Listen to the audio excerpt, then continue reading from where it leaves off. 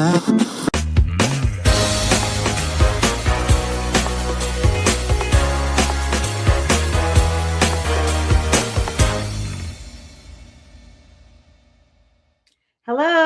welcome to Coffee with Kathleen with the big K cup today. So happy to be talking with you. And I'm going to do something a little bit different today. So usually on the podcast, I talk to you all about leadership, and today is no exception in that regard.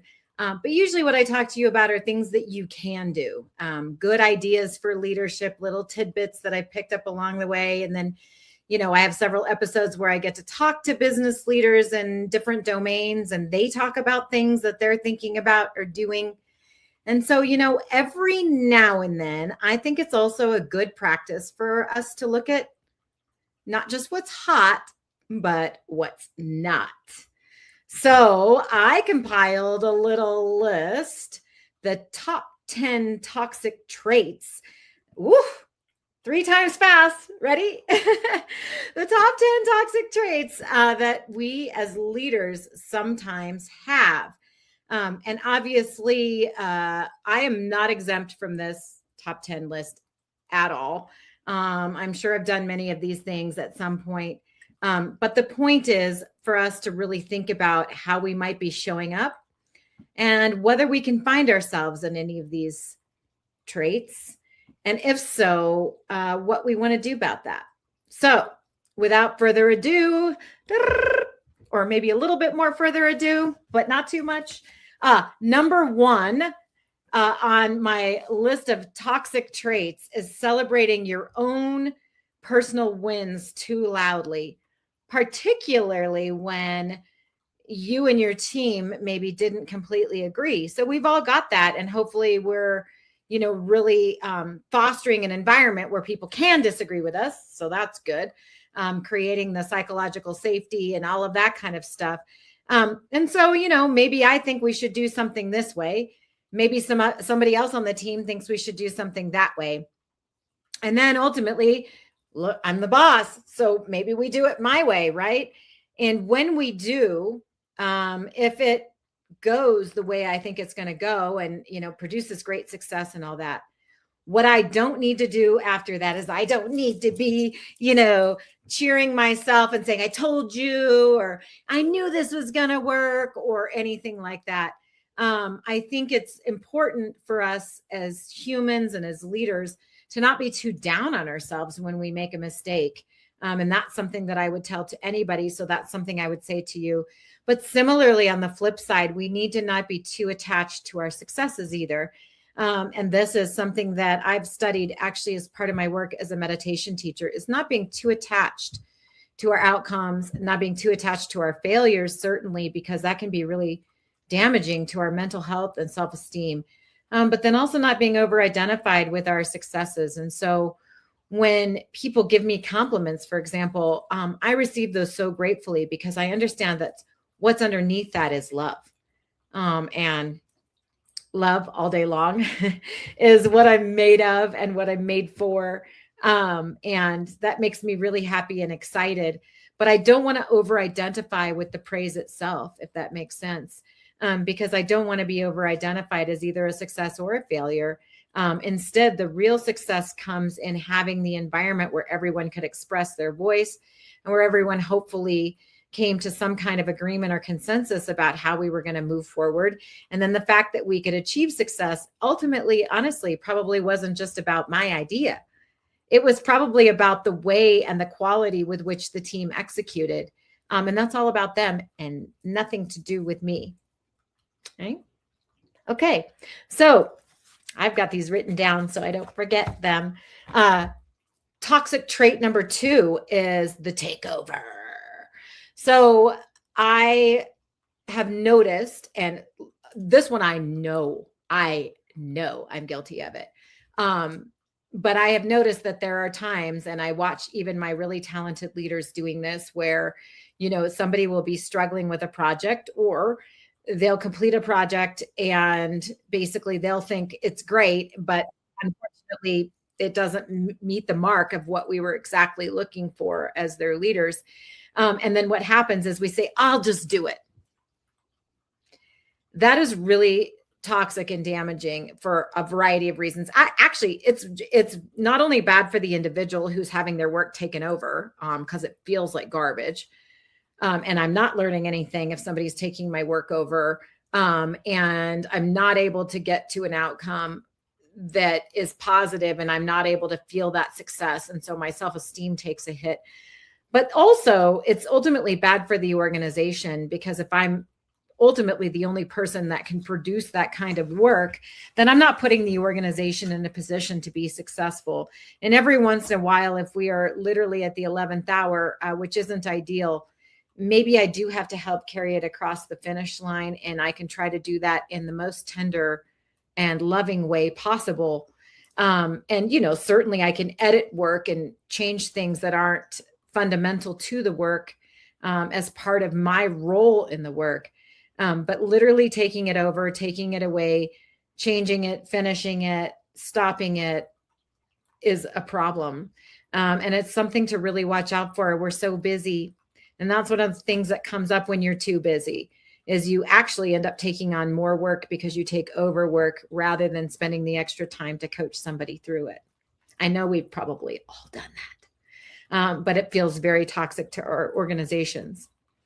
So related, but somewhat different, is the thing that you will always hear. So without fail, I ask people in interviews, what do you want your ideal boss to look like? And they give me a variety of answers. And then I say to them, what, on the other hand, would shut you down? What would make you feel unhappy at work? What kind of boss don't you want?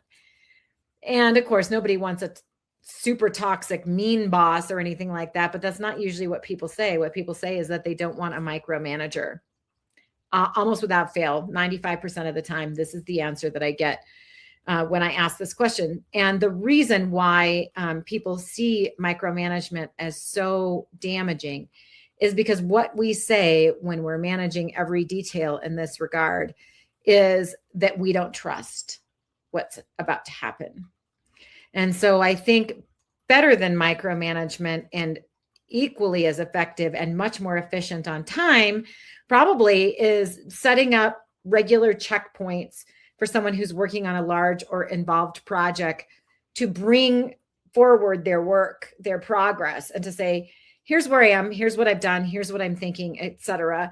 And for us to define and agree on roles up front as to how involved I'm going to be, whether I'm just going to be approving it, whether I'm going to be contributing work or what. And so then as their leader, they don't feel micromanaged because they know when the check-in points are, they know what's expected at the checkpoints, and they also know what my participation is likely to look like. And then when someone has gotten to the level where I don't need to do it anymore, maybe, we're kind of at that level 5 of delegation, so to speak, which is the level where I can say, look, just let me know once you've shipped it, but I completely trust you to get everything done. But in between a sort of level 1 monitoring every step and a level 5, there are multiple levels along that continuum. And we want to figure out how to set people up for success and have appropriate checkpoints so that we're not, doing the last thing I talked about, which is taking over the work, or micromanaging the work as they go along and being very nitpicky. The other thing to ask yourself about micromanagement is how much of this really matters. Some of it comes down to personal style. I have a very particular style when I'm de-escalating a customer or working with someone over the phone or building a partnership. And there are people on my partnership team that handle things in such a way that they're at least 90 degrees different than me, if not closer to like 120 or 150 degrees different, right? But because that is natural and authentic for them, it still very much gets the job done, builds the partnership and builds the relationship. It is a benefit that we don't all do things exactly the same. And so to insist that someone fit into your box is not acknowledging or inclusive of the individual. And that is also yucky. Okay, number 4. Now we've talked about some things that you're doing for other people and all of that. Toxic trait number 4 is when you fail to take care of yourself.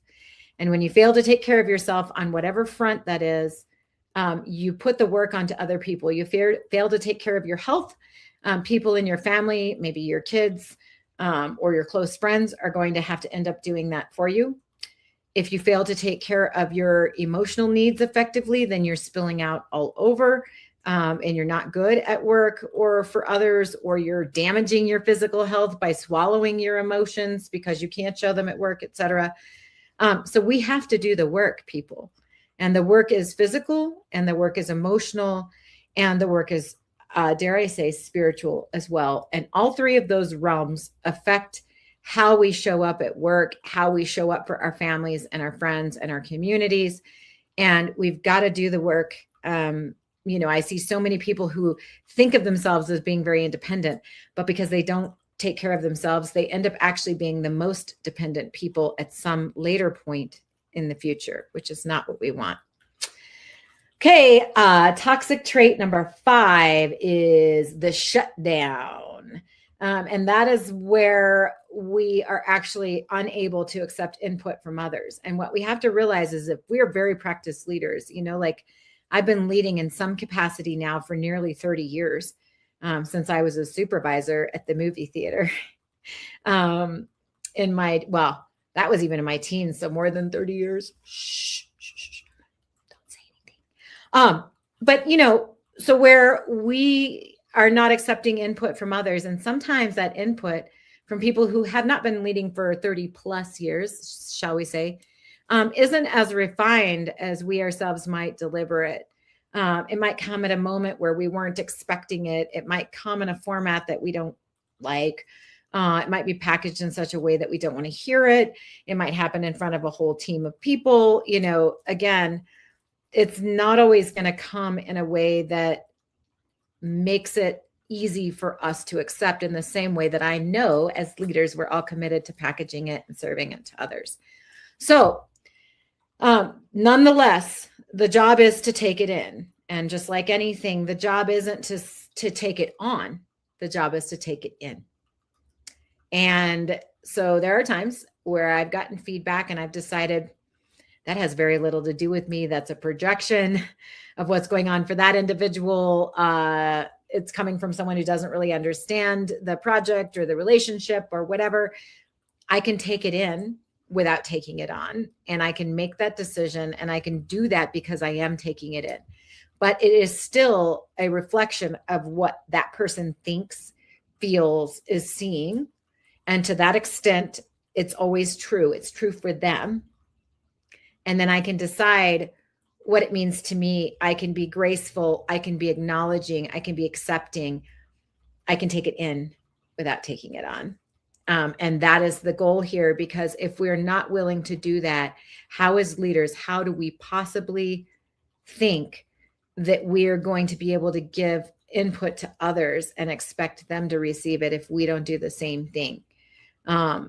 And this has been hard for me at certain points and at certain times, again, because of the way sometimes it's delivered, even from people that I think should know better, that have more years of experience than me at delivering messages or whatever. It's not always in that graceful package. And sometimes I have difficulty taking that in. And so, that's going to be an ongoing area for me. I think we all hear sometimes when we get that feedback, ultimately, honestly, what we hear is, I don't love you. And that is a tough thing to hear, because that is what we are all, craving in our, the tiniest corner of our heart of hearts. And so that criticism or that critique isn't easy. Okay, toxic trait number 6. So we are halfway through and making our way through the second half of our toxic traits. So number 6 is blame shifting and credit grabbing. And yes, this is a twofer, because I see those as two sides of the same darn coin. It's the heads and tails of it all. So blame shifting is where, we realize we've been a part of a situation, or we've had some responsibility for a situation, but we decide that we're going to deflect and sort of make that other people's problem. Maybe we're even blaming it on our team members or whatever. We're not really accepting responsibility for it. And there's a way of doing it where it even sounds like we're accepting responsibility, but then where we go on to name names and, really blame other people. Real leaders have broad enough shoulders to handle a lot, even things that aren't 100% their fault. And that is way more important. It's way more important to solve the problem than it is to assign blame. The second part of that is credit grabbing.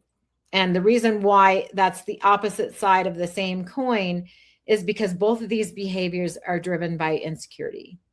So where we don't feel like our position is secure, where we don't feel like things are going well for us, that we're being listened to, we're being heard, we're being integrated, people value our work, et cetera, et cetera. This is the kind of stuff that leaks out.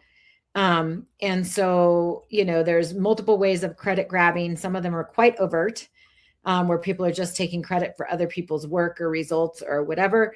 And some of them are a lot more subtle, like that whole thing we've always heard about where somebody will say something in a meeting, and then a few minutes later, somebody will just repeat the exact same thing that person just said, maybe in slightly different words, and then they'll get accolades for having come up with the idea or whatever. Happens in male-female interactions all the time. Even happens to me with how big my mouth is, still happens to me. And I watch that happen at times. And, I understand the emotional complexity behind what's going on.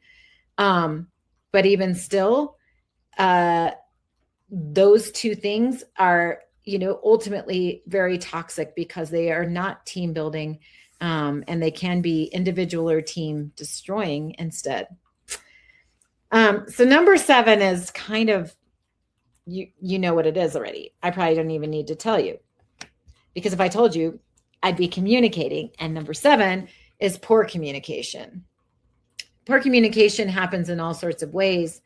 Poor communication happens when we are not clear. Poor communication happens when we are being vague, not being compassionate as well as being specific and offering clarity in our delivery. But poor communication also happens when we don't listen and when we don't recall. So when listening and recall is poor, the overall communication is poor, because ultimately, even though maybe we listened in the moment, but we forgot it later, whatever, the communication didn't land. And so if we are a person that has a really great memory, maybe we don't need so much help in this area. But if you're a person that doesn't have a great memory, then the thing you need to do is you need to supplement your listening by writing down what people have to say, making sure you've integrated it, thought about it, etc., so that you have pretty good recall later of what people have told you, what conversations were like, what decisions were made, who did what, etc. And so that's the other side of communication. It's not just what you say, it's also what you hear, what you listen, what you integrate, and what you recall, which are all really important parts of actually really effective collaboration, which is key in any leadership or business environment. Number 8, we are getting there. We're making our way through the toxicity swamp. Emotional dysregulation or dysfunction. So again, I talked earlier about what happens if our needs aren't met. If our emotional needs aren't being met somewhere, then we may seek to meet them with our colleagues at work, and that may manifest positively in some cases, where we'll share something and our colleague will say, "Oh, that's magnificent, that's wonderful," and in that moment our emotional needs are met. It's really how we react when our emotional needs aren't met that really determines whether we're dysregulated or we're exhibiting dysfunction. It's our job as leaders to be a little bit more on the stoic side, to be able to hold a lot, to have capacity for that, to know when the company or the team is going through a fearful time. And maybe we also are personally fearful, but we've got a way that we can handle that so that we can provide space for our team members' concerns while being cool, calm, collected, confident. Because that's what the team deserves from us. And when there are moments where we can't be regulated, then what we probably need to do is take a break from the engagement that we're in at the moment. so that we have time to process and come back to it. Otherwise, we're making everybody else hold our stuff. And as leaders, it's supposed to be the opposite. We're the holders of the stuff. And really what that means too is that we've got to have great communities, because that stuff that we're holding has to go somewhere.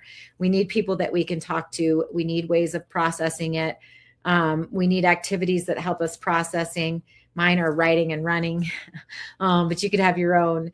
And, we need to be able to work through all of our stuff in a productive way. Number 9 is holding people back so they don't outgrow you. And you might find yourself unconsciously doing this. But sometimes we need people to not perform at their best. Isn't that weird? And maybe that goes along with emotional dysregulation or some of these other concepts that I've talked about already, where that emotional need that we have to be, the best isn't manifesting in ways that really serve us or that really make us feel good, right? But sometimes we get so addicted to that, being that coach, being the one that's offering the advice, being the one that people are looking up to. Again, maybe a little bit of that over-identification with the positive side, right? I love being a coach. And so it's just like having kids, where we have got to be happy at every stage of a child's development. And then we have to be really happy when that child is no longer a child, but instead is a high functioning, well-adjusted adult that's doing things on their own and creating the space for that to happen, where, at this point in my relationship with my son, for example, yes, he certainly still asks me for advice. I'm so grateful that we have that relationship and that I can be there for him. But he's going to be 27 here very shortly. And I ask him for advice too. I give him situations that are going on in my life, and he is so present and so wise that there are many times that he just understands, he just gets it, like what's going on, way better than I do. And I am so grateful we have that relationship. And that's what you can get back from your mentees and your coaching and employee relationships.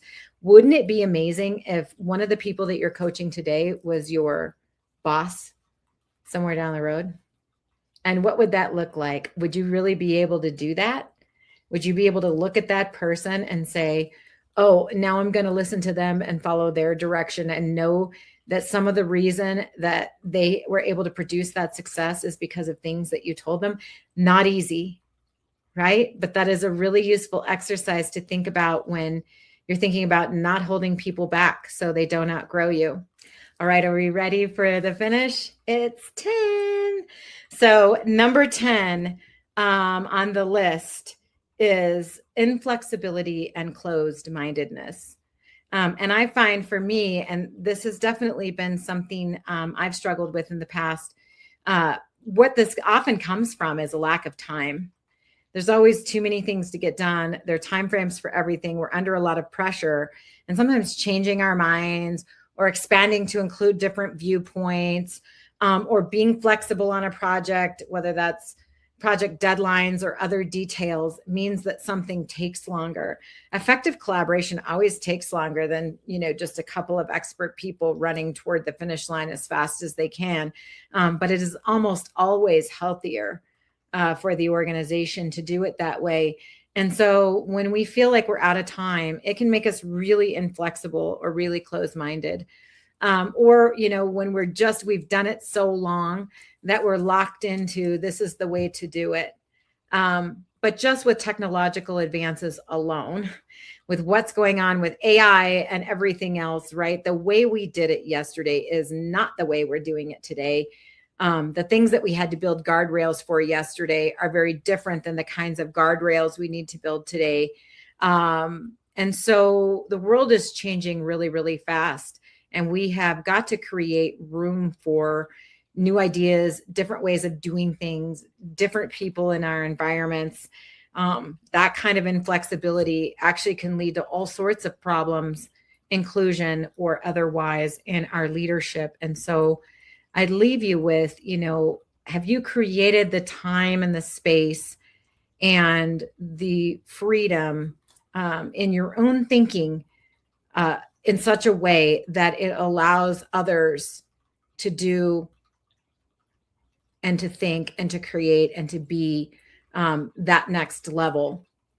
And one of the ways in which I notice when I'm not being flexible in these ways is I start telling stories of, early in my career, I learned, and that is a really good, a really good sign for me when I'm reverting to a lot of those kinds of things to try to convince people of things. That's a really good sign for me that I'm being inflexible or rigid in my thinking because my examples are too old. And I should really be thinking about things that I've recently learned from my team members or in classes or from my mentors or whoever versus things that I maybe did, 20 or 30 years ago. And yes, there are some universal truths, and those mostly relate to values. And maybe there are some things we shouldn't be flexible about, and our values are probably in that category, assuming they're really good ones and well thought out.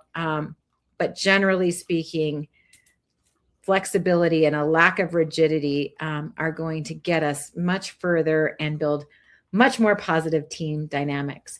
So now we've had 10 toxic traits, but hopefully what's been a very positive and inspiring conversation about ways in which we can think about those and hopefully root those out from our behavior to create the best, most productive team environments ever. And I'd love to hear from y'all in the chat as to, what toxic traits did I miss in this conversation? What do you really dislike? And what should we be thinking about as leaders as we go into, the second 2/3 or so of this year? What should we be thinking about and trying to create by rooting these out of our behavior? All right. Well, until next time.